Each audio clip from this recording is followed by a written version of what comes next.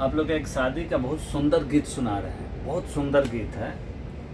केकरा आंगनवा में अइले सुंदर दूल्हा हो, के आगे जाला अब परिछे।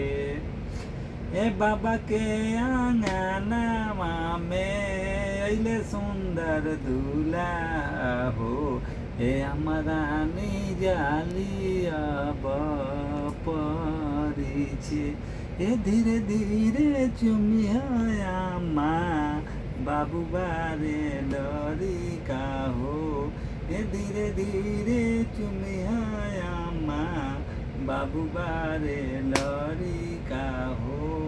ए अब तो चुमावे अइली भाभी रसीली हो, ए अब तो चुमावे अइली भाभी रसीली हो।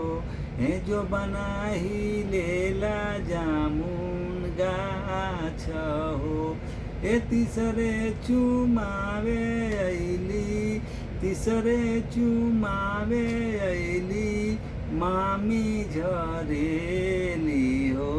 ए मामी के आम गइल पाक हे, ए चौथे चुमावे अइली साली सहेली हो।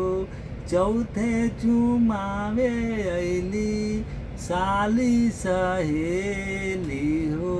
ए जुग जुग जिया जीजा लाख बरिस हो, हमरो उमरिया जीजा तोहे लगी जा